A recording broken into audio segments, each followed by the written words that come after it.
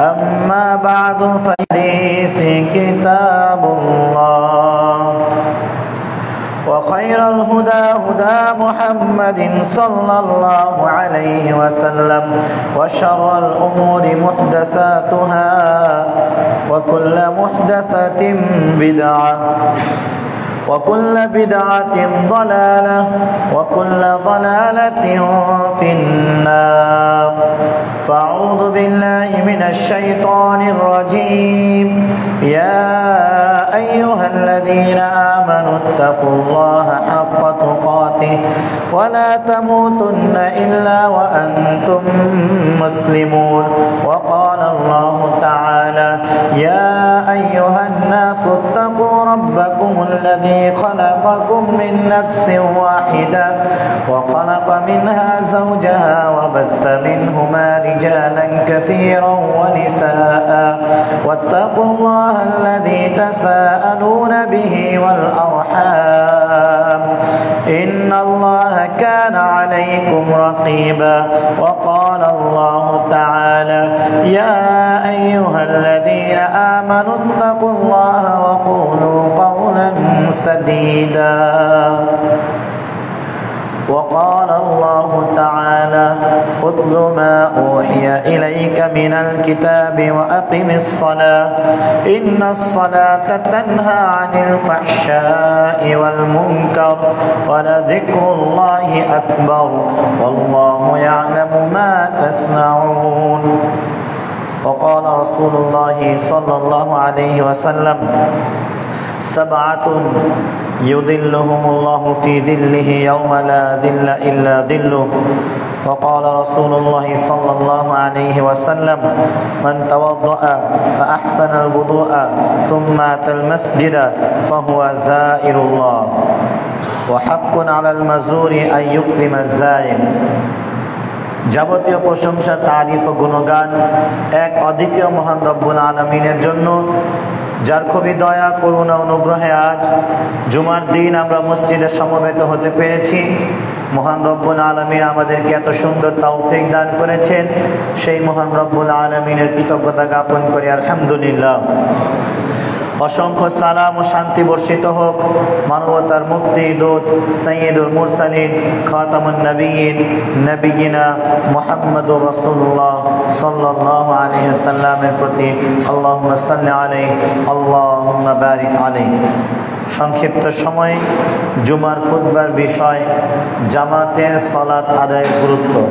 এ বিষয়ের উপরে মহান রব্বুল আলামিন যতটুকু তৌফিক দান করেন, কুরআনুল কারীম, রাসূল সাল্লাল্লাহু আলাইহি সাল্লামের সহিহ হাদিসের আলোকে দলিল ভিত্তিক আলোচনা রাখার চেষ্টা করব। ওয়া মা তৌফিকি ইল্লা বিল্লাহ। সালাত একমাত্র ইবাদত, যে ইবাদত দিয়ে আপনি কোনো মাধ্যম ছাড়া,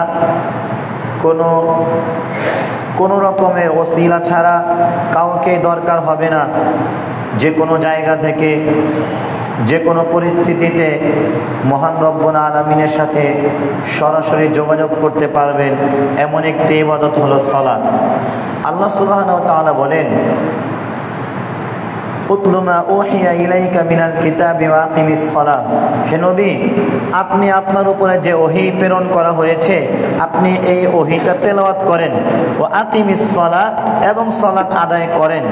ইন্নাস সালাতা, নিশ্চয় সালাত, তানহা, আপনাকে বিরত রাখবে, আনিল ফাহশাই ওয়াল মুনকার, অশ্লীল কাজ এবং নিষিদ্ধ জাতীয় যত কাজ আছে এরকম সব কাজ থেকেই সালাত আপনাকে বিরত রাখবে। একজন মানুষ যদি অভিযোগ করে বা একজন মানুষের মনের যদি অস্থিরতা থাকে, কোন কাজ করলে আমি খারাপ কাজ থেকে বাঁচতে পারবো, এমন কি করলে যে আমাকে অপরাধ থেকে বিরত রাখবে, এমন কোন কোন আমল করা যায়, তার জন্য আল্লাহ সুবহানাহু ওয়া তাআলার প্রেসক্রিপশন হলো সেই ব্যক্তি যাতে নিয়মিত সালাত আদায় করে। কারণ নিয়মিত সালাত আদায়ই মানুষকে অশ্লীল কাজ, গর্হিত কাজ, নিষিদ্ধ কাজ থেকে বিরত রাখবে। আর সালাতই হলো ইবাদতের জগতে জিকির বলতে আল্লাহকে স্মরণ করার জন্য যত জিকির আছে, জিকির শব্দের অর্থ হলো আল্লাহকে স্মরণ করা। আল্লাহকে স্মরণ করার জন্য যত জিকির আছে, সব জিকিরের মধ্যে সবচেয়ে বড় জিকির হলো সালাত। এই সালাতের মাধ্যমে আপনি ডাইরেক্ট আপনার রবের কাছে আপনার মনের ভিতরের গোপন যত কথা আছে, যা আপনি কাউকেই বলতে পারছেন না, যেই কথার মাধ্যমে আপনি কারো কাছ থেকে সমাধান নিতে পারছেন না, একজনের কাছে আপনি সরাসরি আপনার মনের কথা বলতে পারেন। তিনি হলেন মহান রব্বুল আলামিন।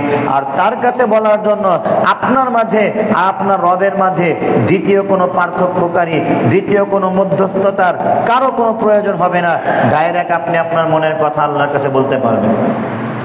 সালাত একমাত্র ইবাদত, যেই ইবাদতকে দেওয়ার জন্য আমাদের নবী মুহাম্মদুর রাসূলুল্লাহ সাল্লাল্লাহু আলাইহি সাল্লামকে এই দুনিয়ার বুক থেকে সপ্তম আসমানের উপরে নিয়ে গিয়ে সসম্মানে তারপর তাকে 5 ওয়াক্ত সালাতের বিধান দেওয়া হয়েছে। কথাটাকে আমরা ধরলে হয়তোবা হালকা মনে হবে, সপ্তম আসমানের উপরে নিয়ে গিয়েছে, এটা একটা স্বাভাবিক বলতে দেখতে দেখা যায়। কিন্তু সপ্তম আসমান কত দূরে, এটা একটু বিস্তারিত বললে হয়তো আপনার কাছে আরো ভালো লাগবে। এই পৃথিবীতে যে আমরা আছি, 288টা দেশ মিলে পৃথিবীর চেয়ে অনেক বড় বড় দেশ আছে, মানে বাংলাদেশের চেয়ে অনেক বড় বড় দেশ আছে। তো এরকম 288টা দেশ মিলে পৃথিবীর চেয়েও অনেক বড়। বিজ্ঞানীরা বলছেন যে 109টা পৃথিবী একসাথে করলে একটা সূর্য হবে। অর্থাৎ আপনি সূর্যের ভিতরে, আমরা যে পৃথিবীতে অবস্থান করছি, এরকম 109টা পৃথিবী সূর্যের ভিতরে ঢুকিয়ে দিতে পারবেন। পৃথিবীর চেয়ে সূর্য এত বড়।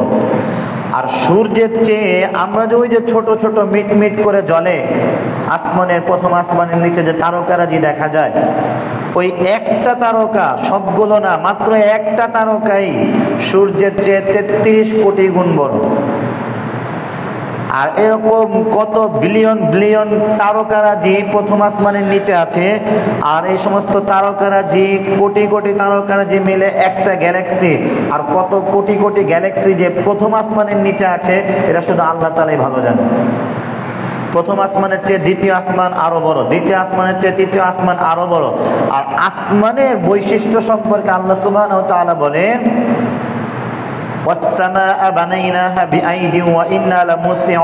আসমানগুলোকে আমি নিজ হাতে বানিয়েছি। আর আসমানের বৈশিষ্ট্য হলো এটাকে দিনে দিনে শুধু বড়ই হয়। যত দিন যাবে আসমান শুধু তত বড় হবে। আর এটাকে আল্লাহ তাআলা প্রশস্ত করতে থাকেন। এটা হলো আসমানের বৈশিষ্ট্য। আল্লাহ তাআলা আসমানকে এভাবে সৃষ্টি করেছেন।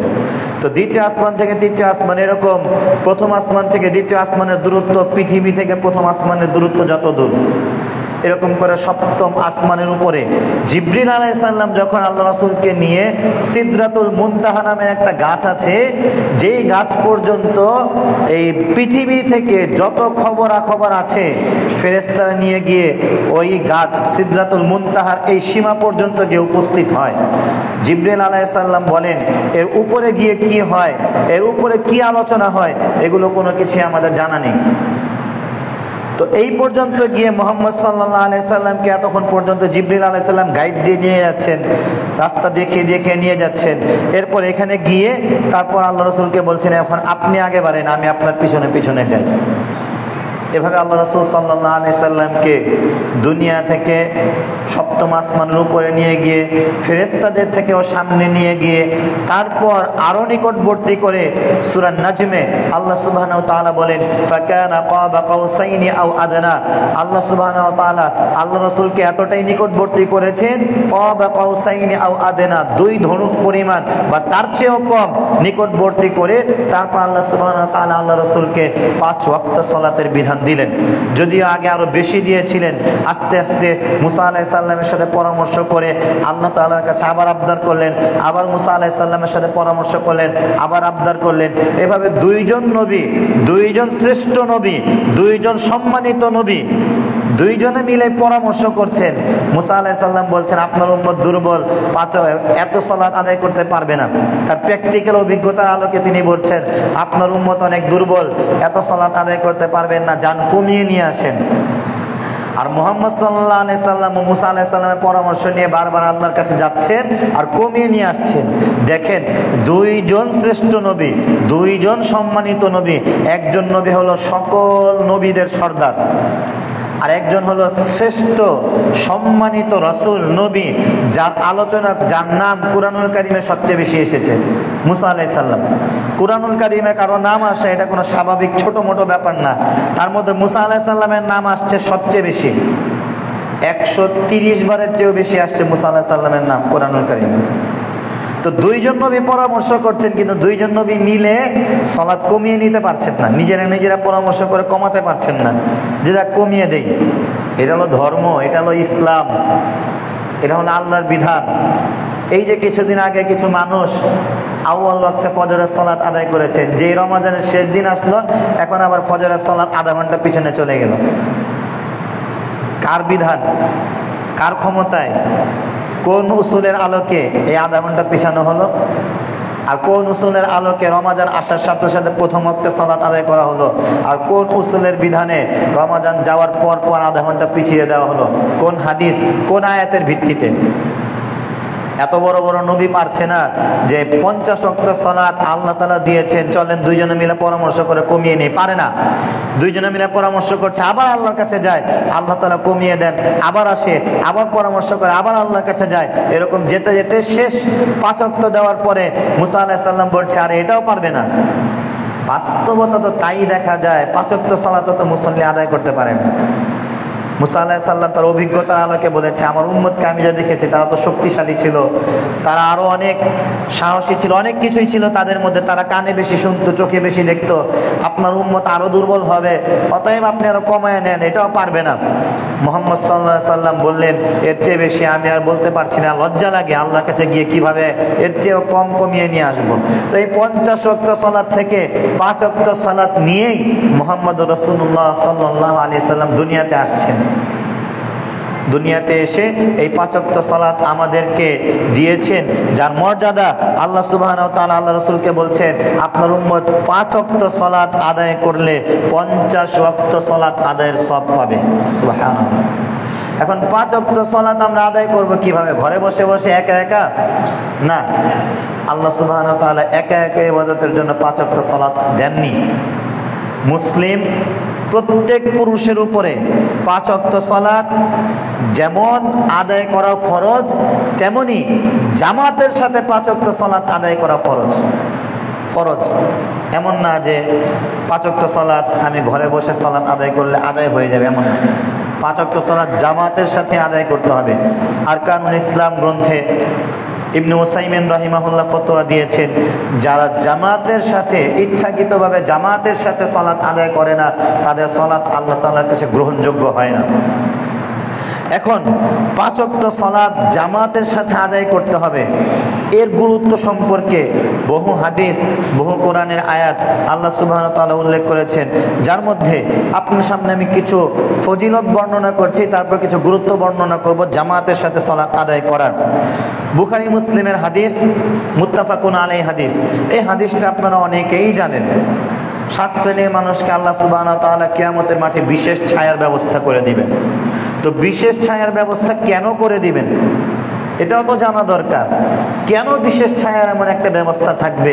কিয়ামতের মাঠে কোনো রকমের কোনো ছাউনি থাকবে না, কোনো মেঘ থাকবে না, কোনো ছাদ থাকবে না, কোনো ছাতা থাকবে না, কোনো রকমের কোনো ছায়ার ব্যবস্থা থাকবে না। কিয়ামতের মাঠ এমন একটি মাঠ, রাসূলুল্লাহ সাল্লাল্লাহু আলাইহি সাল্লাম বলেন, কিয়ামতের মাঠে প্রত্যেক মানুষকে কাপড় ছাড়া খতনাবিহীন অবস্থায়, পায়ে কোনো জুতা থাকবে না, এমন অবস্থায় পুনরায় তাদেরকে জীবিত করা হবে। পুনরায় যখন মানুষ জীবিত হয়ে উঠবে, তাদের চোখগুলো বড় বড় হয়ে থাকবে। মানুষ কিয়ামতের ভয়াবহ পরিস্থিতি দেখে আতঙ্কিত থাকবে। নিজের শরীরে যে কোনো কাপড় নেই এরকম ধারণাও মানুষের থাকবে না।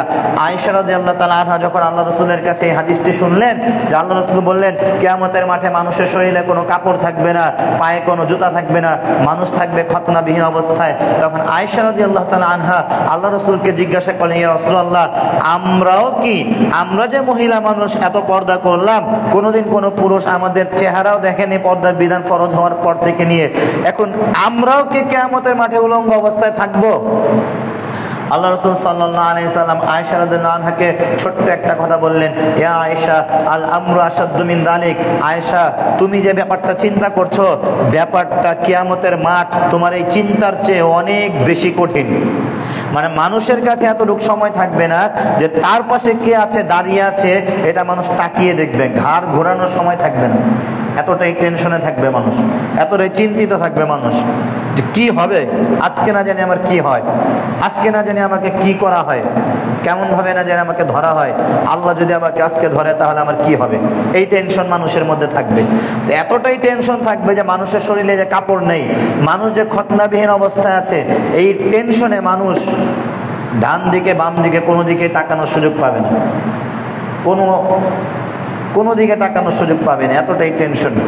আল্লাহ রাসূল সাল্লাল্লাহু আলাইহি সাল্লাম বলছেন কিয়ামতের মাঠে মানুষ উলঙ্গ অবস্থায় খতনাবিহীন অবস্থায় থাকবে। 2, আল্লাহ রাসূল সাল্লাল্লাহু আলাইহি সাল্লাম বলেন কিয়ামতের মাঠে মানুষের মাথার উপরে সূর্য থাকবে। আল্লাহ রাসূল বললেন মানুষের মাথার থেকে 1 মাইল উপরে।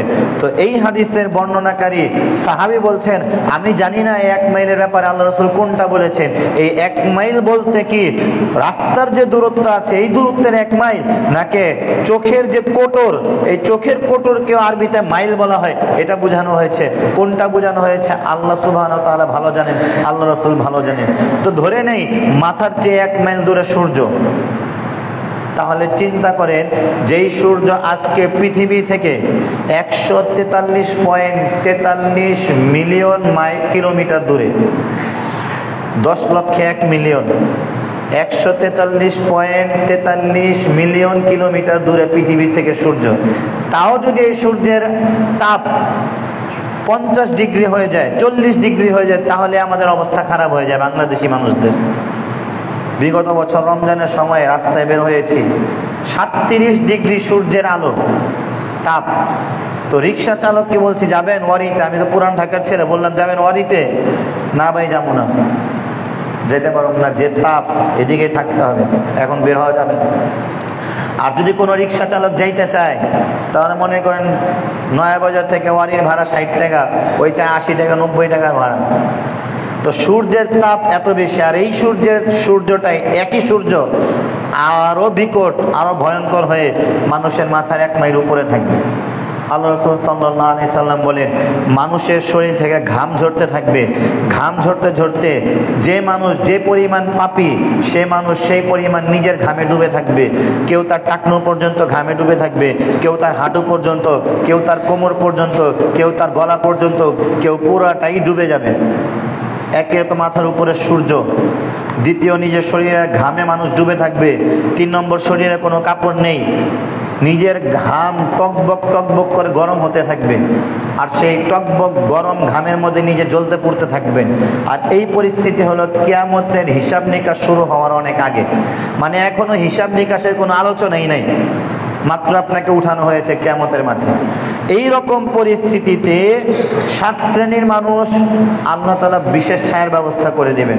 তার মধ্যে 1 শ্রেণীর মানুষ হলো যাদের অন্তরটা মসজিদের সাথে ঝুলে থাকে, মানে এখনই আমি জুমার সালাত আদায় করলাম, আবার কখন মসজিদে গিয়ে আসরের সালাত আদায় করব, এই টান এই মহব্বত যার মধ্যে থাকে। এরকম ব্যক্তির কথা আলোচনায় আসেনি। ইমাম নববী রাহিমাহুল্লাহ বলেন যেই ব্যক্তি মসজিদে যায়, যে বাড়িতে বসে আছি, বাড়িতে ভালো লাগছে না, যেই মসজিদে অনেক মানুষ থাকে তাদের সাথে গিয়ে একটু গল্প গুজব করি, এইরকম মানুষ এই ফজিলত পাবে না। এই ফজিলত তারাই পাবে যাদের অন্তরটা মসজিদের সাথে ঝুলে আছে।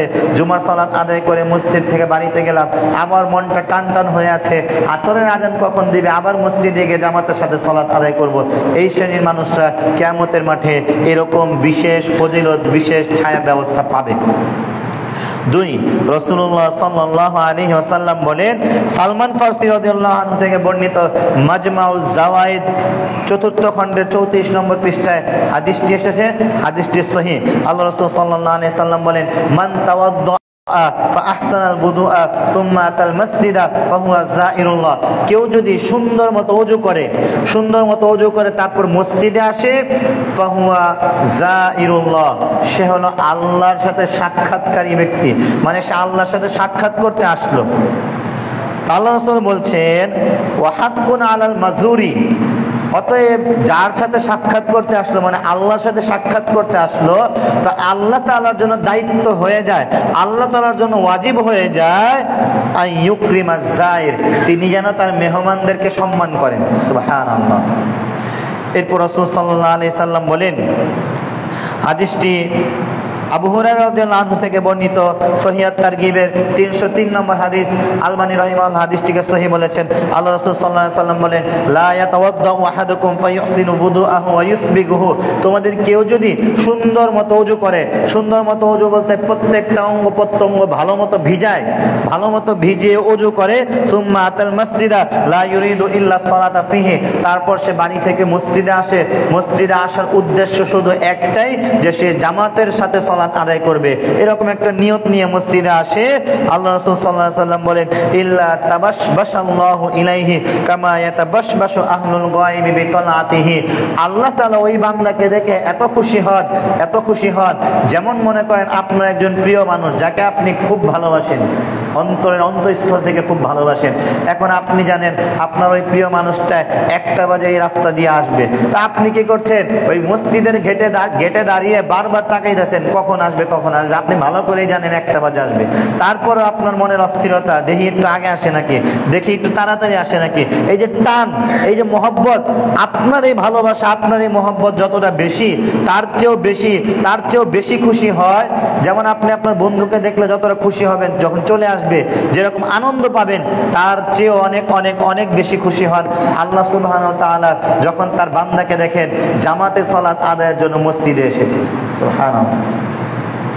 আল্লাহ রাসূল সাল্লাল্লাহু আলাইহি ওয়াসাল্লাম বলেন, সহিহ বুখারীর হাদিস, আবু হুরায়রা রাদিয়াল্লাহু আনহু থেকে বর্ণিত, তিনি বলেন রাসূল সাল্লাল্লাহু আলাইহি ওয়াসাল্লাম বলেছেন, লা ইয়াজালুল আবদু ফি সালাতিন মা কানা ফি মুসাল্লাহু ইয়ানতাদিরুস সালাহ ওয়া তাকুলুল মালায়েকা আল্লাহুম্মা ইগফির লাহু আল্লাহুম্মা আরহামহু হাত্তা ইয়ানসারিফা আও ইউহদিসা। আল্লাহ রাসূল সাল্লাল্লাহু আলাইহি ওয়াসাল্লাম বলেন, যখন কোনো ব্যক্তি মসজিদে আসলো জামাতের সাথে সালাত আদায় করার জন্য, এবং মসজিদে এসে এখন অপেক্ষা করছে কখন জামাত দাঁড়াবে, এই অপেক্ষায় বসে আছে, যতক্ষণ পর্যন্ত এই ব্যক্তি অপেক্ষায় বসে থাকবে ততক্ষণ পর্যন্ত, এবং তার সালাত আদায় করার পরও বাড়িতে যাওয়া পর্যন্ত ওই ব্যক্তির জন্য মসজিদে উপস্থিত ফেরেশতারা বারবার দোয়া করতে থাকে, আল্লাহুম্মা ইগফির লাহু, আল্লাহ তুমি তাকে মাফ করে দাও, ওয়ারহামহু, আল্লাহ তুমি তাকে ক্ষমা করে দাও, তার প্রতি দয়া করো, তার প্রতি তুমি শান্তি নাজিল করো। এই দোয়া বারবার অবিরতভাবে না থেমে ফেরেশতারা বারবার দোয়া করতে থাকে। সুবহানাল্লাহ। যত পর্যন্ত আপনি আপনার বাড়িতে ফিরে যান তত পর্যন্ত। রাসূলুল্লাহ সাল্লাল্লাহু আলাইহি সাল্লাম বলেন, 6, আল্লাহ রাসূল সাল্লাল্লাহু আলাইহি সাল্লাম বলেন, ওয়া ইন্না সাফফাল আউয়াল আলা মিসলি সাফফিল মালায়েকা ওয়া লাউ আলিমতুম মা ফাদিলাতুহু লাবতাদারতুমুহু। প্রথম কাতারে যে সকল মুসল্লিরা সালাত আদায় করে, এমনি যারা মসজিদে সালাত আদায় করে তাদের তো মর্যাদা আছে। প্রথম কাতারে যে সকল মুসল্লিরা সালাত আদায় করে তাদের একটা বিশেষ মর্যাদা আছে। আল্লাহ রাসূল সাল্লাল্লাহু আলাইহি সাল্লাম বলেন, যে সকল সম্মানিত ফেরেশতারা আল্লাহর সামনে দাঁড়ায়, এবং প্রথম কাতারের যে সকল ফেরেশতারা আছে আল্লাহর সামনে দাঁড়ায়, তাদের মর্যাদা কম না বেশি? বেশি। ওই সমস্ত ফেরেশতাদের মর্যাদা বেশি। আল্লাহ রাসূল সাল্লাল্লাহু আলাইহি সাল্লাম বলছেন, ওই সকল ফেরেশতাদের যেরকম মর্যাদা আল্লাহর কাছে, প্রথম কাতারের ফেরেশতাদের আল্লাহর কাছে যেরকম মর্যাদা, প্রথম কাতারের মুসল্লিদের আল্লাহ তাআলার কাছে সেই রকম মর্যাদা। সুবহানাল্লাহ। আল্লাহ রাসূল সাল্লাল্লাহু আলাইহি সাল্লাম বলছেন, তোমরা যদি জানতে প্রথম কাতারের মর্যাদা কি, তাহলে তোমরা প্রতিযোগিতা শুরু করে দিতে। কেমন প্রতিযোগিতা?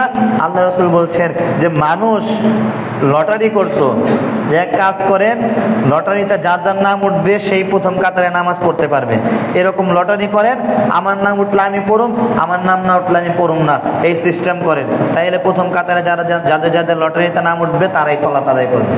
মানুষ এভাবে করত।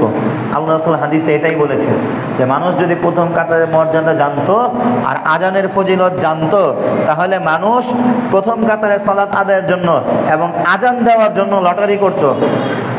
আমরা তো এখন মসজিদে আজান দেওয়ার জন্য ইমাম মুয়াজ্জিন রাখি টাকা দিয়ে, বেতন দিয়ে, কিন্তু মানুষ যদি জানতো আজানের মর্যাদা কি, আল্লাহ রাসূল বলেন আজানের মর্যাদা মানুষ জানলে মানুষ লটারি করতো, আমার নাম উঠান, প্রতিযোগিতা করেন, যার নাম উঠবো সেই আজান দিবে।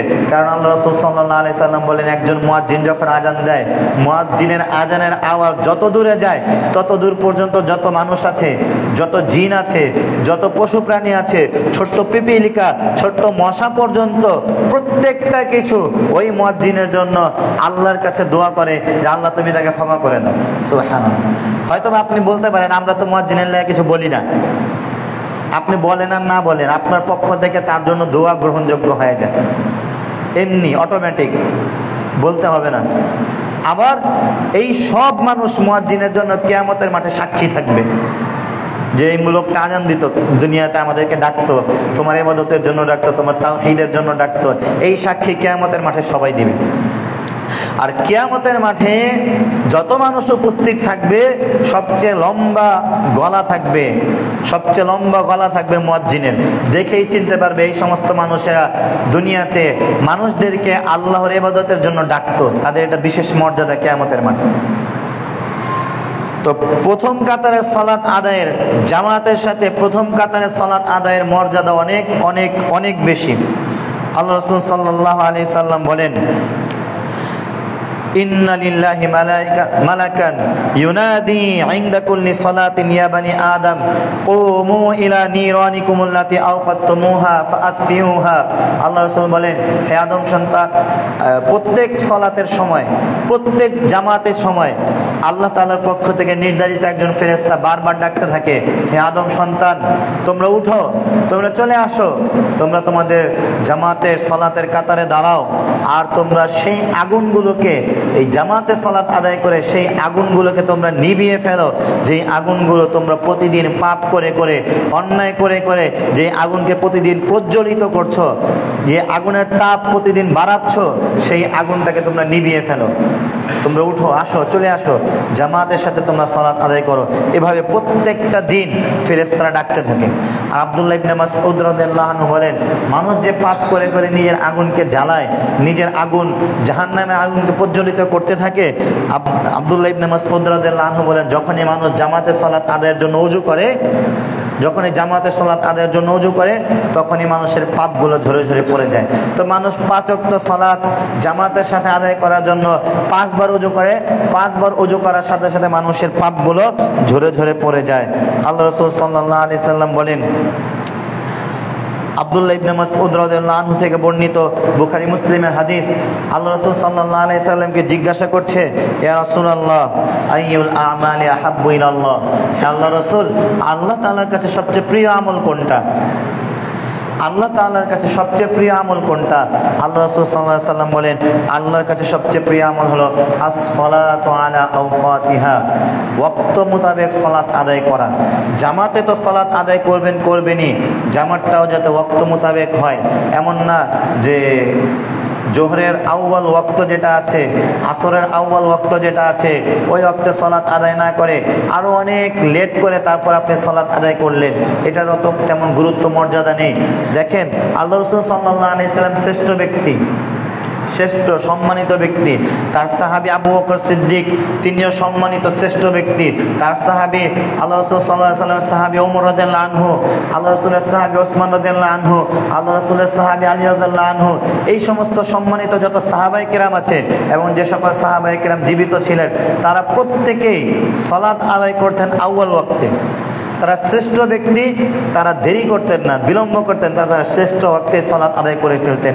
এবং আল্লাহ সুবহানাহু ওয়া তাআলা বলেছেন যে আল্লাহ তাআলার কাছে, আল্লাহ রাসূল বলছেন, আল্লাহ তাআলার কাছে পছন্দনীয় প্রিয় আমল আউয়াল ওয়াক্তে সালাত আদায় করা। এরপর রাসূল সাল্লাল্লাহু আলাইহি ওয়াসাল্লামকে জিজ্ঞাসা করলেন, ইয়া রাসূলুল্লাহ, তারপর আল্লাহ তাআলার কাছে সবচেয়ে প্রিয় আমল কোনটা? আল্লাহ রাসূল সাল্লাল্লাহু আলাইহি সাল্লাম বললেন, এরপর আল্লাহ তাআলার কাছে প্রিয় আমল হলো বিররুল ওয়ালিদাইন, বাপ মায়ের সাথে ভালো ব্যবহার করা। বলতে অবাক হই যে, বা অবাক লাগে যে মানুষ কিভাবে তার বাপ মায়ের সাথে খারাপ ব্যবহার করতে পারে। বিভিন্ন সময় দেখা যায় যে মানুষ তার বাপ মাকে বাড়ি থেকে বের করে দিয়েছে, বাপ মা কত কষ্ট করে সন্তানকে লালন পালন করে, সেই সন্তান বড় হয়ে বাপ মাকে শেষ বয়সে বৃদ্ধাশ্রমে রেখে আসে। অনেকে তো বৃদ্ধাশ্রমেও রেখে আসে না, অনেকে তো রাস্তায় কোনো এক কোনায় অপরিচিত কোনো এক জায়গায় বাপ মাকে রেখে চলে যায়, যাতে তাকে কেউ না চিনতে পারে, তার পরিচয় কেউ না জানতে পারে। অনেকে মেরে বাড়ি থেকে বের করে দেয়। আর অনেক বাপ মা তো আছে বাড়িতেই থাকে, কিন্তু সন্তানের নির্যাতনে বাপ মা নিজেকে, মানে ওই সময়ে মায়া বাপের মনে হয় যে হয়তো এই সন্তান জন্ম না দিলেই ভালো হতো। কয়েকদিন আগে একটা ভিডিও দেখলাম যে এক ছেলে তার মাকে মুখ চেপে ধরে আছে মাটিতে, আর তার স্ত্রী অথবা বোন হতে পারে, সে একটা লাঠি দিয়ে তার মাকে পিটাচ্ছে। তো এরকম অনেক কিছুই। আরও কিছুদিন আগে দেখেছিলাম যে এক লোক, তার মা, বৃদ্ধ মা, এমনটাই বৃদ্ধ যে হয়তো বা বিছানা থেকে উঠতে পারে না। তো ওই মাকে সাথে করে নিয়ে গিয়ে 4তলা 5তলা বিল্ডিংয়ের উপর থেকে ধাক্কা দিয়ে নিচে ফেলে দিয়েছে, মেরে ফেলার জন্য। এটা ভারতের গুজরাটে হয়েছে। এরকম অনেক রকমের ঘটনা ঘটছে। আল্লাহ সুবহানাহু ওয়া তাআলা বাপ মায়ের ব্যাপারে খুবই গুরুত্ব দিয়ে খুবই কঠোর কথা বলেছেন। কেনই বলবেন না, আল্লাহ তাআলা বলছেন ওয়াসাইনাল ইনসানা বিওয়ালিদাই, আমি মানুষকে ওসিয়ত করেছি মানুষ যাতে তার বাপ মায়ের সাথে ভালো ব্যবহার করে। কেন করবে এর কারণও বলে দিচ্ছেন।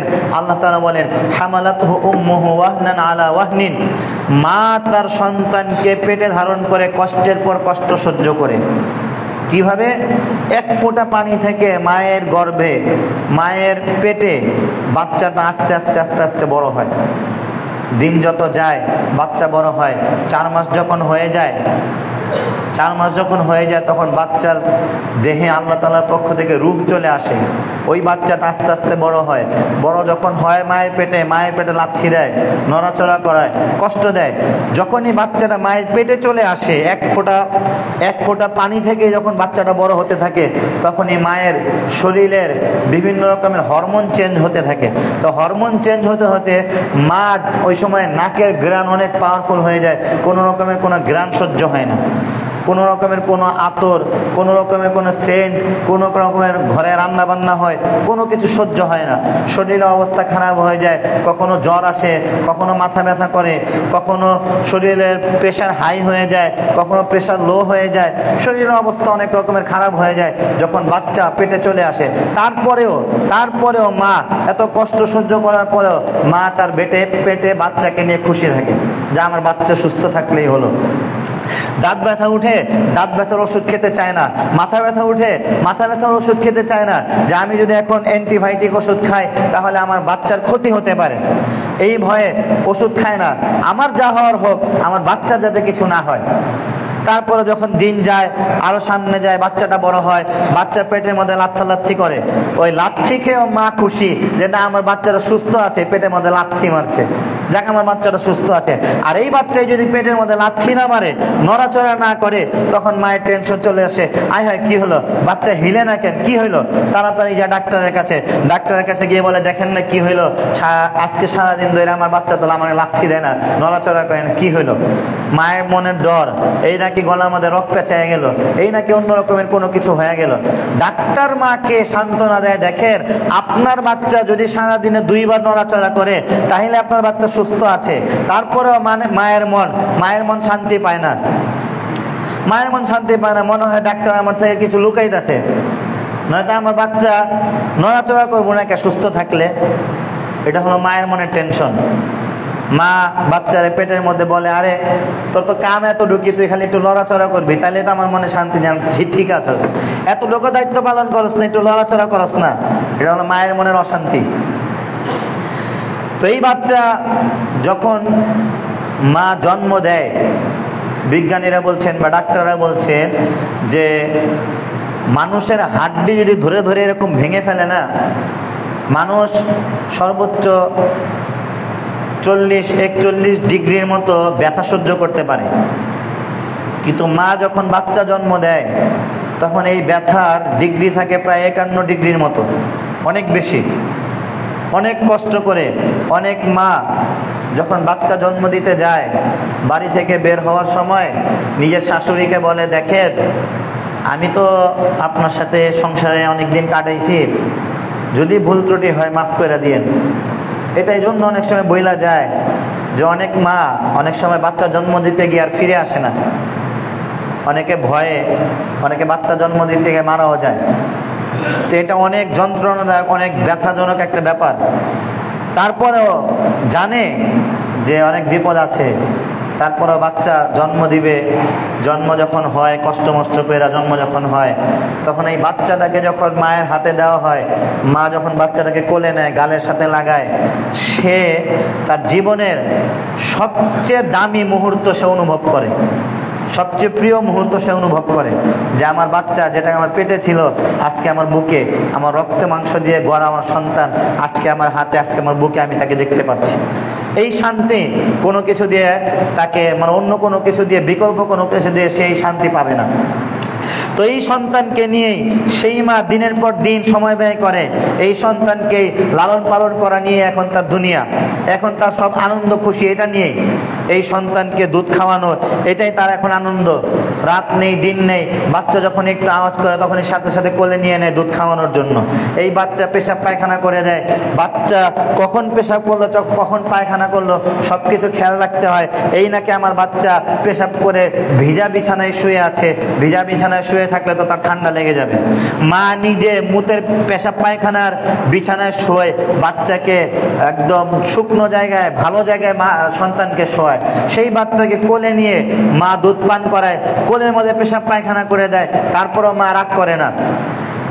একজন মহিলা মানুষ একটু সাজুগুজু করতে পছন্দ করে, তো সেই মহিলার সাজুগুজু যে কখন তার জীবন থেকে হারায় যায়, এই বাচ্চাকে লালন পালন করতে করতে, এই বাচ্চার খেয়াল রাখতে রাখতে যেই মা একটু নিজেকে সাজুগুজু করে চুলটা আস্তায় রাখতো, চেহারায় একটু মেকআপ লাগাইতো, ভালো একটা কাপড় পরতো, তার ওই সুযোগ হয় না, চুলটাও পরিপাটি করার সুযোগ পায় না বাচ্চাকে খেয়াল রাখার জন্য। দিনের পর দিন যায়, এই বাচ্চাকে খেয়াল রাখতে রাখতে, এই বাচ্চাকে বড় করতে করতে একসময় মানুষ, বাপ মা স্বামী স্ত্রী যখন একসময় ঈদের কাপড় নিজেরা কিনতো, যখন বাচ্চা হয়ে যায় তখন তাদের টেনশন এটা থেকে যে আমার বাচ্চার জন্য সবচেয়ে সুন্দর কাপড় কিভাবে কেনা যায়। একজন মানুষ যত গরিব হোক, হোক রিক্সা চালক, হোক রাস্তার একজন ভিখারি, সেও চায় যে ঈদের দিন আমার বাচ্চাটা সবচেয়ে সুন্দর কাপড় পরবে, সবচেয়ে ভালো কাপড় পরবে। আমার বাচ্চাটা অন্য 10 জন শিশুর মতো, অন্য 10 জন শিশু যেরকম সুন্দর কাপড় পরে ঈদের দিন, আমার বাচ্চাটাকে আমি ঈদের দিন সবচেয়ে সুন্দর কাপড় পরাবো।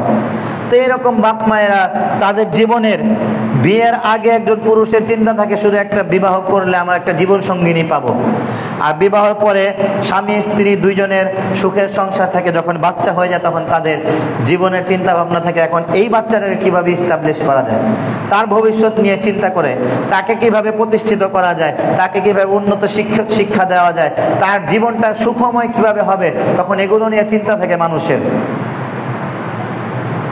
তো ওই বাপ মা যারা সন্তানের জন্য এত চিন্তা ভাবনা করে, এত কিছু করে, জীবনের সব ব্যয় সন্তানের পিছনে করার পরে সন্তান যখন সুশিক্ষিত হয়ে যায়, সন্তান যখন বড় বড় ডিগ্রি অর্জন করে ফেলে, সন্তান যখন বিভিন্ন জায়গায় প্রতিষ্ঠিত হয়ে যায়, তখন আর এই বাপ মাকে চিনে না। সন্তান বলে তোমরা আমাদের জন্য করছোই কি করছো জীবনে করছো কি, এরকম বলে। আমি তো একজন মানুষ আমাকে আলেম হিসেবে গ্রহণযোগ্য হিসেবে মেনে নিয়েছে, তো সেই হিসাবে বিভিন্ন মানুষ আসে আমার সাথে কথা বলে, নিজেদের মনের কথা বলে। তো কেউ বলছেন যে দেখেন আমার 4টা ছেলে, 4জন ছেলেকে আমি আমার জীবনের সব টাকা পয়সা ব্যয় করে পড়ালেখা করিয়েছি। আমার বড় ছেলে পুরাতন ঢাকার অমুক কলেজের বড় একজন পোস্টে আছে, হেডমাস্টার, বড় একজন স্কুলের হেডমাস্টার। আর আমার বাকি 3 ছেলে তারাও বড় বড় বিজনেসম্যান। তো এই ছেলেগুলোকে আমি আমার নিজের সর্বোচ্চ উপার্জন দিয়ে আমি তাদের পিছনে খরচ করেছি। আজকে এই ছেলেরা আমাকে বাপ বলতে চায় না, আমাকে আব্বু বলে ডাকতে চায় না, আমার ঘরেও আসে না। আমি তাদেরকে আলাদা জায়গা জমি দিয়ে বাড়িও করে দিয়েছি, আজকে তারা আমাকে দেখতেও আসে না, আমার ঘরেও আসে না। চট্টগ্রামের একজন বড় বিজনেসম্যান, সে বলছে আমার সন্তানেরা আমাকে বাড়ি থেকে বের করে দিয়েছে এবং আমাকে পাগল বলে আমাকে এই যে বৃদ্ধাশ্রম রিহ্যাব সেন্টারে আমাকে ঢুকিয়ে দিয়েছে। আমি নাকি নেশা করি, আমি সুস্থ, আমি নেশা করি না। আমার জায়গা জমি তারা দখল করে নেওয়ার জন্য আমাকে নেশাগ্রস্ত বলে আমাকে বৃদ্ধাশ্রমে ঢুকিয়ে দিয়েছে, তারা আমার জায়গা জমি দখল করতে চায়। তো এগুলোর জন্যই কি বাপ মা সন্তানকে লালন পালন করে? এই পরিণতি পাওয়ার জন্যই কি সন্তানকে বাপ মা নিজের সর্বোচ্চ ভালোবাসা দিয়ে আদর যত্ন দিয়ে এরকম করে? এখনো যারা বাপ মা আছে তারা এগুলো প্রতিদিনই এগুলো প্রতিদিনই দেখছে, তবুও কিন্তু এই সমস্ত খবরাখবর শোনার পরে বাপ মায়ের মনের মহব্বত কমে যায় না। নিজের সন্তানের জন্য সেই মহব্বতই থাকে যে না, আমার ছেলেটা হয়তো এরকম হবে না, তাকে আমি ভালো শিক্ষা দিব। সম্মানিত উপস্থিতি। তো এই জন্য আল্লাহ রসুল সাল্লাল্লাহু আলাইহি সাল্লামকে যখন আল্লাহ তাআলা জিজ্ঞাসা করলেন, আল্লাহ রসুলকে যখন সাহাবী জিজ্ঞাসা করলেন যে আল্লাহর কাছে দ্বিতীয় প্রিয় আমল কি, আল্লাহ রসুল বলেন বাপ মায়ের সাথে ভালো ব্যবহার করা।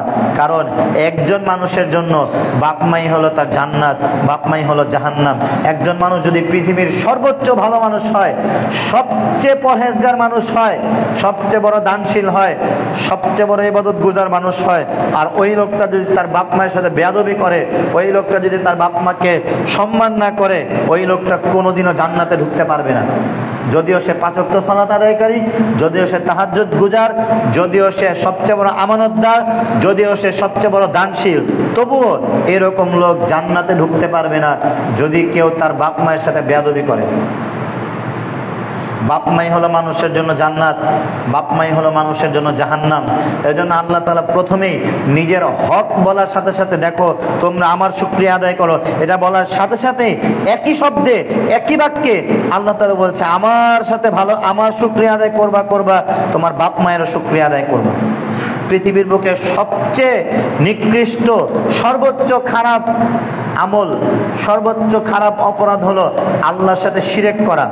তারপর আল্লাহ তাআলা বলছেন দেখো তোমার বাপ মা যদি ইহুদি হয়, তোমার বাপ মা যদি খ্রিস্টান হয়, তোমার বাপ মা যদি মুশরিক হয়, তোমার বাপ মা একদিনও আল্লাহকে সিজদা করে না, সেই বাপ মা যদি তোমাকে কোনোদিন বলে যে আমার সাথে শিরক করতে, শিরকের পাপ করতে, দুনিয়াতে মানুষ যদি জমিন থেকে আসমান পর্যন্ত পুরাটাই পাপে ভরে ফেলে, আর ওই পাপের ভিতরে যদি শিরকের পাপ না থাকে, আমি সব পাপ ক্ষমা করে দেব। আর তোমার বাপ মা যদি বলে যে শিরকের পাপ করতে, তোমরা শিরকের পাপ করবে না, তবে যতদিন পর্যন্ত দুনিয়াতে বেঁচে থাকবা, তোমার বাপ মা ইহুদি হলেও, ইসলাম ধর্মের সর্বোচ্চ বিরোধী হলেও, তোমার বাপ মা খ্রিস্টান হলেও, ইসলাম ধর্মের সর্বোচ্চ বিরোধী হলেও, তোমার বাপ মা মুশরিক হিন্দু হলেও, ইসলাম ধর্মের সর্বোচ্চ বিরোধী হলেও, বাপ মায়ের সাথে ভালো ব্যবহার, খারাপ ব্যবহার করবা না। দুনিয়াতে যতদিন বেঁচে থাকবে তাদের সাথে ভালো ব্যবহার করবা। আর কোরআনের আরো অনেক আয়াত তো আছে যেগুলো আলোচনা করতে গেলে আলোচনা অনেক লম্বা হয়ে যাবে। তো এটা মনে রাখবেন, যত যাই হোক বাপ মার সাথে খারাপ ব্যবহার করা যাবে না। আপনার বাপ মা আপনাকে পছন্দ করে না, আপনার বাপ মা আপনাকে গালাগালি করে, তারপরেও বাপ মায়ের সাথে খারাপ ব্যবহার করা যাবে না। একটু খারাপ ব্যবহার করবেন, আখেরাত হারায় হালাইবেন, দুনিয়াও হারায় হালাইবেন। আপনার বাপ মা যদি আপনার ঘরে থাকে, আমার এই কথাটা মনে রাখবেন, আপনার বাপ মা যদি আপনার ঘরে থাকে, জান্নাতে যাওয়ার সবচেয়ে সহজ উপায় আপনার ঘরে আছে। সবচেয়ে সহজ উপায় জান্নাতে যাওয়ার আপনার জন্য ঘরে আছে। যখনই আপনার বাপ মাকে দেখবেন, দেখলেই বলবেন আমার জন্য দোয়া করেন। ব্যবসা বাণিজ্য চলছে না, ব্যবসা বাণিজ্য বরকত নাই, যার বাপ মা জীবিত আছে তার উচিত আপনার বাপ মাকে বলা যে মা আমার জন্য একটু দোয়া করো, আমার ব্যবসাটা চলছে না। দেখবেন ব্যবসা আপনার কিভাবে খারায়া যায়। আপনার বাপকে বলেন যে আব্বু আমার ব্যবসাটা চলছে না, একটু দোয়া করেন, দেখবেন আপনার ব্যবসা কিভাবে দাঁড়ায় যায়। সম্মানিত উপস্থিতি, তারপর 3 নম্বরে আল্লাহ রসুলকে জিজ্ঞাসা করছেন রাসূলুল্লাহ তারপর আল্লাহর কাছে সবচেয়ে প্রিয় আমল কি? আল্লাহ রসুল বলছেন আল জিহাদু ফি সাবিলিল্লাহ, আল্লাহর রাস্তায় জিহাদ করা। একজন মানুষ নিজের জান দিয়ে, নিজের মাল দিয়ে শুধুমাত্র একজনকে খুশি করার জন্য আল্লাহ রাস্তায় জিহাদ করে, তিনি হলেন আল্লাহ। একমাত্র তাকে দেখানোর জন্য আল্লাহ রাস্তায় জিহাদ করে, নিজের জান দিয়ে, নিজের মাল দিয়ে। ওই রাস্তায় জিহাদ করতে গিয়ে আর কোনোদিন ফিরে আসবে কিনা সেটা মানুষ জানে না। তো এত বড় একটা আমল, একজন মানুষের, মুজাহিদ মানুষের রক্তের ফোঁটা মাটিতে পড়ার সাথে সাথে তার জন্য জান্নাতের ঘোষণা। একজন মুজাহিদ মানুষ যখন শাহাদাত বরণ করে, সে শাহাদাত বরণ করার পরে জান্নাতে তার মর্যাদা দেখে আল্লাহর কাছে আবার বলবে আল্লাহ আপনি আমাকে দুনিয়াতে আবার পাঠান, আমি আপনার রাস্তায় আবার জিহাদ করি, আমি আবার শহীদ হই, আবার আমি আপনার কাছে, আমি দুনিয়াতে জান্নাতে আসি, তারপর আপনি আবার আমাকে দুনিয়াতে পাঠান, আবার আপনার রাস্তায় জিহাদ করি, আবার শহীদ হই, 10 বার আমি আপনার রাস্তায় জিহাদ করি, 10 বারই শহীদ হই। এত বড় মর্যাদা একজন ব্যক্তির জান্নাতে, যে ব্যক্তি আল্লাহর রাস্তায় শাহাদাত বরণ করে, এত মর্যাদা। তার চেয়েও বেশি মর্যাদা যে ব্যক্তি বাপ মায়ের সম্মান করে, তার চেয়েও বেশি মর্যাদা যে ব্যক্তি আউয়াল ওয়াক্তে জামাতের সাথে সালাত আদায় করে। সুবহানাল্লাহ। এরপর রাসূল সাল্লাল্লাহু আলাইহি সাল্লাম বলেন, হাদিসটি তবারানীতে এসেছে বিশুদ্ধ সূত্রে, আল্লাহ রাসূল সাল্লাল্লাহু আলাইহি সাল্লাম বলছেন ইন্নাল আবদা ইযা কামা ইউসাল্লি আতা বিদুনুবিহি কুল্লাহা, একজন বান্দা যখন জামাতে সালাত আদায় করার জন্য আসে, তখন তার ঘাড়, তার মাথার উপরে সে পাপ বোঝাই করে নিয়ে আসে। অনেক পাপ ঘাড় এবং মাথার উপরে বোঝাই করে নিয়ে মসজিদে আসে। যখন সে রুকু করে, যখন সে সিজদা করে, তখন তার মাথা থেকে, তার ঘাড় থেকে ওই পাপগুলো ঢেলে ঢেলে পড়ে যায়। সুবহানাল্লাহ। আল্লাহ রাসূল সাল্লাল্লাহু আলাইহি সাল্লাম বলেন, এবার আপনাকে এতক্ষণ পর্যন্ত শুনলেন জামাতের সাথে সালাত আদায় করার ফজিলত, এখন আমরা শুনব জামাতের সাথে সালাত আদায় করার গুরুত্ব কত বেশি। আল্লাহ রাসূল সাল্লাল্লাহু আলাইহি সাল্লাম বলেন যে ইয়াকশিফু রাব্বানা আন সাকিহি ফায়াসজুদু লাহু কুল্লু মুমিনিন ওয়া মুমিনাতিন। কিয়ামতের মাঠের একটা কঠিন পরিস্থিতি আছে। সেই কঠিন পরিস্থিতির মধ্যে একটা পরিস্থিতি হলো যে আল্লাহ সুবহানাহু ওয়া তাআলা কিয়ামতের মাঠে সকল মানুষকে এক জায়গায় জমা করে সোজা একটা হিসাব করবেন। সোজা হিসাব হলো আল্লাহ তাআলা বলবেন, যে ব্যক্তি দুনিয়াতে যাকে মানতা সে আজকে তার দিকে চলে যাও। একটা সোজা হিসাব। তখন যারা দুনিয়াতে সূর্যের পূজা করতো তারা সূর্যের দিকে চলে যাবে, যারা দুনিয়াতে চাঁদের পূজা করতো তারা চাঁদের দিকে চলে যাবে, যারা দুনিয়াতে মূর্তির পূজা করতো তারা মূর্তির দিকে চলে যাবে, যারা দুনিয়াতে কোনো ব্যক্তির পূজা করতো, যারা দুনিয়াতে কোনো মানে ফেরাউনের মতো কাউকে মানতো, তারা ফেরাউনের মতো যাদেরকে মানতো তাদের দিকে চলে যাবে। তারপর থাকবে কে? তারপর থাকবে ঈমানদার, আর ঈমানদারের মাঝে কিছু মুনাফিক। তো তাদের মাঝ থেকে মুনাফিকদেরকে আলাদা করার জন্য আল্লাহ তাআলা নিজের সাক বলা হয় হাঁটুর নিচ থেকে, টাকনুর উপর থেকে কিছু অংশ, পায়ের টাকনুর উপর থেকে কিছু অংশকে আরবিতে বলা হয় সাক। তো এতটুক আল্লাহ সুবহানাহু ওয়া তাআলা প্রকাশ করবেন। এখন আল্লাহ তাআলার পায়ের গোছা বা পায়ের গোড়ালি কিরকম এটা আমরা জানি না, এই এলেম আমাদের নাই।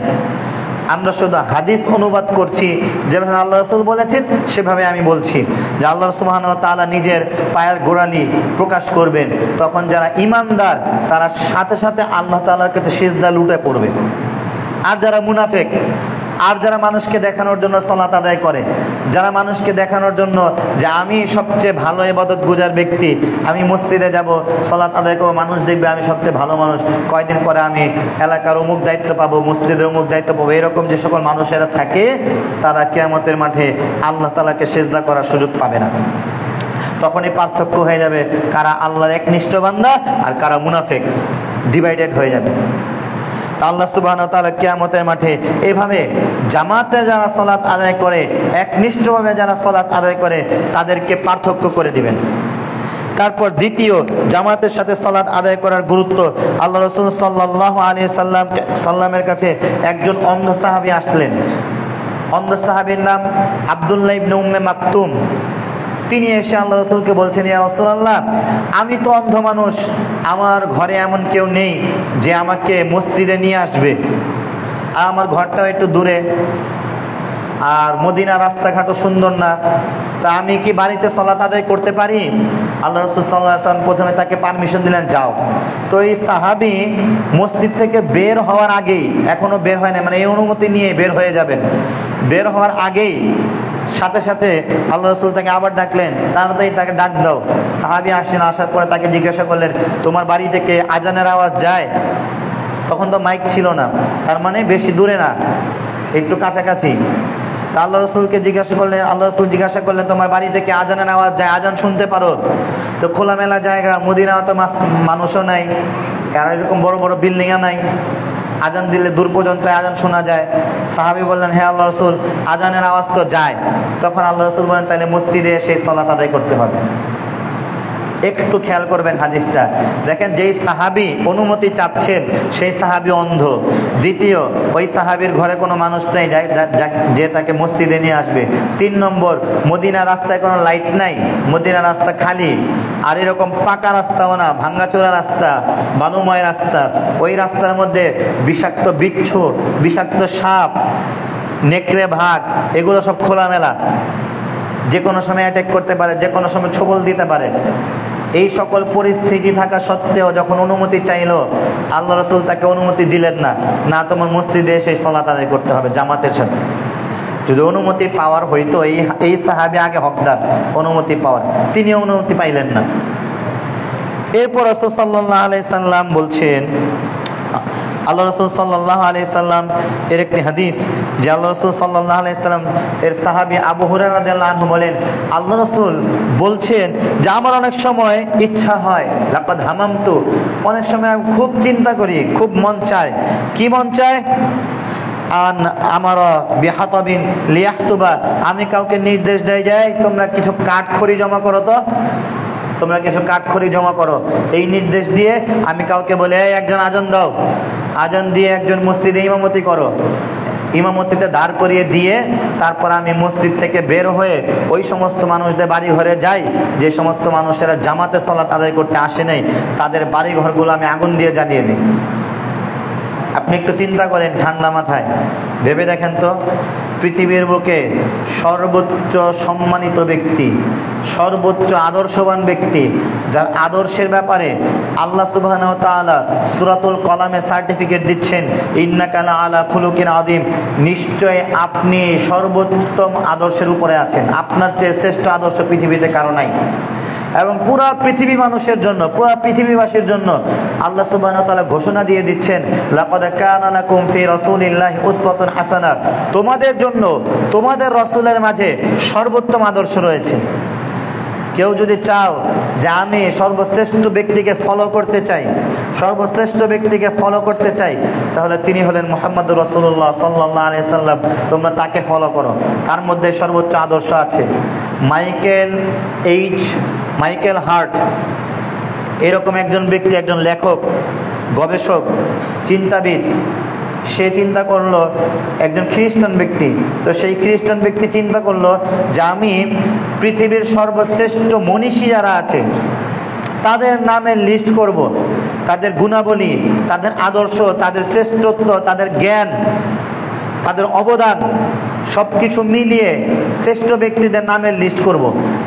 তো এই লিস্ট করতে গিয়ে, লিস্ট করতে করতে সেই নামের মধ্যে ঈসা আলাইহিস সালামের নাম, মুসা আলাইহিস সালামের নাম, আরো বড় বড় ব্যক্তি, আইনস্টাইন, অনেক ব্যক্তির নাম আসছে, অনেক ব্যক্তি, ইহুদি খ্রিস্টান সব মিলায়া জিলায় নাম আসছে। তো সেই নামের মধ্যে একজনের নাম, তিনি হলেন মুহাম্মদুর রাসূলুল্লাহ সাল্লাল্লাহু আলাইহি সাল্লাম। তার নাম 100 জন মানুষের মধ্যে সর্বোচ্চ, সবার উপরে যে ব্যক্তির নাম, তিনি হলেন মুহাম্মদ সাল্লাল্লাহু আলাইহি সাল্লাম। এখন লেখকের মন্তব্য হলো যে আমি অনেক দিক দিয়ে চেষ্টা করেছি, অনেক দিক দিয়ে গবেষণা করেছি, অনেকভাবে চিন্তা ভাবনা করে ঈসা আলাইহিস সালামের নামকে আগে নিয়ে আসার চেষ্টা করে দেখেও পারলাম না। কারণ মুহাম্মদ সাল্লাল্লাহু আলাইহি সাল্লাম যেদিকেই তাকাই সেই দিক দিয়ে তিনি সর্বোত্তম ব্যক্তি, যেদিকেই তাকাই, যে আদর্শের দিকেই দেখতে চাই, কমান্ড হিসাবে দেখতে চাই, নেতা হিসাবে দেখতে চাই, কমান্ডার হিসেবে দেখতে চাই, তারপর সমাজ পরিচালক হিসেবে দেখতে চাই, মানুষের সাথে সদাচরক হিসেবে দেখতে চাই, যে কোনো দিক দিয়ে দেখতে চাই, মুহাম্মদ সাল্লাল্লাহু আলাইহি সাল্লামের চেয়ে শ্রেষ্ঠ ব্যক্তি দ্বিতীয়তে কেউ নাই। তিনি একমাত্র ফার্স্ট হওয়ার মতো ব্যক্তি, এজন্য আমি তার নামটা প্রথমে দিয়েছি। অথচ তিনি একজন খ্রিস্টান যিনি এই বইটা লিখেছেন। তো এরকম সম্মানিত শ্রেষ্ঠ ব্যক্তি তিনি বলছেন, আমার ইচ্ছা হয় যারা জামাতে সালাত আদায় করতে আসে না তাদের বাড়ি ঘরগুলো আমি আগুন দিয়ে জ্বালিয়ে দিই। তাহলে আপনি চিন্তা করে দেখেন কত বড় ব্যাপার, জামাতের সাথে সালাত আদায় করার গুরুত্ব কত বেশি। এরপর আরেকটি হাদিস, রাসূলুল্লাহ সাল্লাল্লাহু আলাইহি সাল্লাম বলেন, আল্লাহ রাসূল সাল্লাল্লাহু আলাইহি সাল্লামের সাহাবায়ে কেরাম বলছেন, সাহাবীর নাম জাবির ইবনে আব্দুল্লাহ রাদিয়াল্লাহু আনহু, তিনি বলছেন যে আমরা বানু জুহাইনামান নামের এক গোত্রের বংশের লোকদের সাথে আমাদের যুদ্ধ চলছিল, কড়াকড়ি যুদ্ধ। যুদ্ধের পরিস্থিতি এরকম, কেউ কাউকে ছাড় দেওয়ার মতো না। কাতালুনা কিতালান শাদীদান, হাদিসের ভাষা এটা, যে আমরা যে পরিমাণে যুদ্ধ করছি তাদের সাথে, তারা আমাদের সাথে যে পরিমাণে যুদ্ধ করছে, মানে কেউ কাউকে বিন্দু পরিমাণ ছাড় দেওয়ার মতো না। তো এরকম পরিস্থিতিতেও, এত কড়াকড়ি যুদ্ধতেও আমাদের আমাদের সালাত আদায়ের ওয়াক্ত হয়ে গেল, জোহরের টাইম। তখন আমরা জামাতের সাথে জোহরের সালাত আদায় করলাম। তখন ওই ব্যক্তিরা, আমাদের দুশমন যারা মুশরিক, তারা দেখলো আরে মুসলমানরা তো এত বড় যুদ্ধের ময়দান, এত বড় যুদ্ধের কড়াকড়ি পরিস্থিতিতেও তারা জামাতের সাথে সালাত আদায় করছে। তো তারা জামাতের গুরুত্ব এত বেশি দেয় যে আমরা যদি তাদেরকে আসরের ওয়াক্তে গিয়ে অ্যাটাক করি, তাদের জামাত চলাকালীন অবস্থায় যদি তাদের ছোট ছোট শিশুদের গর্দানও ফেলে দেয়, তবুও তারা জামাত ছাড়বে না, তাদের কাছে জামাতের গুরুত্ব এত বেশি। তো এই চিন্তা করে তারা প্ল্যান করলো আসরের টাইমে গিয়ে তাদের উপর অ্যাটাক করব। তো আল্লাহ সুবহানাহু ওয়া তাআলা তখন আল্লাহ রাসূলের কাছে ওহী প্রেরণ করলেন, তাদেরকে জানিয়ে দিলেন, দেখো তারা অ্যাটাক করতে পারে, তোমরা সালাতুল খাউফ আদায় করো। সালাতুল খাউফ কিভাবে আদায় করবা? তুমি ইমামতি করবা, তোমার পিছনে একদল সাহাবীরা দুই দলে হয়ে যাবে, দুই ভাগ হয়ে যাবে, একদল তোমার পিছনে সালাত আদায় করবে জামাতে, তারা এক রাকাত সালাত আদায় করে পিছনে চলে যাবে, অস্ত্র নিয়ে দাঁড়িয়ে থাকবে, যারা সালাত আদায় করেনি তারা এসে আবার তোমার পিছনে আরেক রাকাত সালাত আদায় করবে। এভাবে করে তারা জামাতের সাথে সালাতুল খাউফ আদায় করবে। তবে সালাত আদায় করতে হবে জামাতেই, যুদ্ধের ময়দান হোক আর যে ময়দানই হোক, জামাতেই সালাত আদায় করতে হবে। আল্লাহ রাসূল সাল্লাল্লাহু আলাইহি সাল্লাম সালাতের গুরুত্ব এত বেশি দিয়েছেন যে আয়েশা রাদিয়াল্লাহু তাআলা আনহাকে একজন তাবেঈ তিনি এসে জিজ্ঞাসা করছেন, হে আম্মা উম্মুল মুমিনিন, আপনি একটু বলেন না যে আল্লাহ রাসূল যেদিন মারা যান সেই দিনের একটু বর্ণনা আমাদেরকে দেন না, আল্লাহ রাসূলের মৃত্যুর সময়ের বর্ণনা একটু বলেন। তখন আয়েশা রাদিয়াল্লাহু তাআলা আনহা বললেন, আল্লাহ রাসূলের মৃত্যুর সময়ে তিনি এতটাই অসুস্থ, বিছানা থেকে উঠতে পারছেন না। ওই সময়ও তিনি বারবার বলতেন, সল্লু সল্লু, তোমরা সালাত আদায় করো, তোমরা সালাতের গুরুত্ব দাও, আসসালা আসসালা, তোমরা সালাতের গুরুত্ব দাও। তো এমন একটা সময় আসলো যে সালাতের টাইম হয়ে গেছে। তো সাহাবায়ে কেরাম মসজিদ ভরা, মসজিদ অপেক্ষা করছেন কখন মুহাম্মদ সাল্লাল্লাহু আলাইহি সাল্লাম ঘর থেকে আসবেন আর আমাদেরকে সালাতের ইমামতি করবেন। আমরা তো তার পিছনে সালাত আদায় করে আনন্দ পাই, তার পিছনে সালাত আদায় করেছি ইসলামের শুরু থেকে নিয়ে এই পর্যন্ত। তো আজকে আমরা একটু অপেক্ষা করছি যে কখন সালাত আদায় করার জন্য মুহাম্মদ সাল্লাল্লাহু আলাইহি সাল্লাম মসজিদ থেকে আসবেন। তারা সকলে অধীর আগ্রহে চেয়ে আছেন। তো তখন মুহাম্মদ সাল্লাল্লাহু আলাইহি সাল্লাম বললেন, আয়েশা রাদিয়াল্লাহু আনহাকে জিজ্ঞাসা করলেন, আসাল্লান নাস, মানুষ কি জামাত করে ফেলেছে, জামাত কি হয়ে গেছে? তখন আয়েশা রাদিয়াল্লাহু আনহা বললেন, না রাসূলুল্লাহ ওয়া হুম ইয়ান্তাযিরুন, না, তারা তো এখনো সালাতের অপেক্ষা করছে, আপনি গেলে সালাত আদায় করবে। আল্লাহ রাসূল উঠলেন, উঠে গিয়ে তিনি গোসল করলেন। গোসল করে যখন তিনি আবার ঘরে আসলেন, ঘরে এসেই তিনি বেহুশ হয়ে গেলেন। যখন তার জ্ঞান ফিরল তখন প্রথম প্রশ্ন, আসাল্লান নাস, জামাত কি হয়ে গেছে? তখন আয়েশা রাদিয়াল্লাহু আনহা বললেন, না, জামাত হয়নি। আল্লাহ রাসূল করেন পানির ব্যবস্থা করো। তিনি আবার ওযু করলেন, ওযু করার পর আবার তিনি বেহুশ হয়ে গেলেন। এরকম তিনবার হলো। তিনবারই যখন আল্লাহ রাসূলের জ্ঞান ফিরে, তিনবারই তিনি প্রথম জিজ্ঞাসা করেন, জামাত কি হয়ে গেছে? তারপর আল্লাহ রাসূল যখন দেখছেন আর পারছেন না, বারবার তিনি বেহুশ হয়ে যাচ্ছেন, তখন তিনি বললেন, আবু বকরকে বলো জামাতে সালাত আদায় করতে। তখন আয়েশা রাদিয়াল্লাহু আনহা অনেক পীড়াপিড়ি করলেন, তিনি বললেন ওমরকে বলেন সালাত আদায় করতে। আল্লাহ রাসূলের কঠোর নির্দেশ তিনি বারবার বললেন, শেষমেশ ধমক দিয়ে বললেন, আবু বকরকে সালাত আদায়ের জন্য বলেছি, আবু বকরকেই বলো। অতএব আবু বকর রাদিয়াল্লাহু আনহু ইমামতি করতে গেলেন। ইমামতি করতে যাওয়ার পরে আল্লাহ রাসূল আবার উঠলেন, উঠে বাইরে গিয়ে দেখলেন যে আমি যাকে ইমাম বানিয়েছি তাকে কি মানুষ মেনে নিয়েছে কিনা। তখন দেখলেন যে হ্যাঁ, আবু বকরের পিছনে সবাই দাঁড়িয়ে গেছে সালাত আদায়ের জন্য। তিনি দেখলেন অসুস্থ মানুষ বারবার বেহুশ হয়ে যাচ্ছেন। আবার তিনি ঘর থেকে বের হয়ে গিয়ে জামাতের সাথে প্রথম কাতারে সালাত আদায় করলেন। আর আমরা ছোট ছোট অজুহাত, ছোট ছোট কারণ দেখে আমরা সালাত আদায় করতে চাই না। আমরা নাকি ব্যস্ত, আমরা নাকি ফজরের সময় আমাদেরকে বের হতে অসুবিধা হয়, বাড়ির গেটের নাকি তালার চাবি নাই, গোসল নাকি করণ যায় না, নানান রকমের অজুহাত। আপনি একটু খেয়াল করে দেখেন, এই যে আলোচনা শুনলেন, এই আলোচনার সামনে আপনার কোনো অজুহাত কোনো কাজে আসে কিনা, গ্রহণযোগ্য হয় কিনা? সম্মানিত উপস্থিতি, আলোচনা প্রায় শেষ মুহূর্তে। আপনাদের কাছে এটাই আপনার আবেদন যে যে কোনো মূল্যে হোক জামাতের সাথে সালাত আদায় করার চেষ্টা করবেন। আর সালাত অবশ্যই আদায় করতে হবে। ইবনে উসাইমিন রাহিমাহুল্লাহ বলেছেন, যারা সালাত আদায় করে না তাদেরকে মুসলমান বলা যাবে না। এবং এইটা হাদিসের আলোকে বলেছেন, কারণ আল্লাহ রাসূল বলেন একজন ইমানদার আর একজন কাফের, এই দুইজনের মাঝে পার্থক্যই হলো সালাত আদায় করা। কারণ ইমানদার সালাত আদায় করে আর কাফের সালাত আদায় করে না, এটা হলো স্পষ্ট হাদিস। তো যারা জামাতে সালাত আদায় করে না বা সালাত আদায় করে না, তাদের জানাজা পড়ানো যাবে না, তাদের গোসল করানো যাবে না, তাদের কাপড় পরানো যাবে না, তাদেরকে মুসলমানদের কবরস্থানে কবরও দেওয়া যাবে না। এটা হলো ইবনে উসাইমিন রাহিমাহুল্লাহর ফতোয়া আরকানুল ইসলামে তিনি এই ফতোয়া দিয়েছেন। অতএব যে কোনো মূল্যে সালাত আদায় করতে হবে। সালাত যার আছে তার জন্য জান্নাত আছে, তার জন্য হিসাব নিকাশ আছে। আর সালাত যার নেই তার জন্য কিয়ামতের মাঠে কোনো হিসাব নিকাশ নেই, ডাইরেক্ট জাহান্নাম। অতএব আল্লাহ তাআলা আমাদেরকে জামাতের সাথে সালাত আদায় করার তৌফিক দান করুন, আমিন।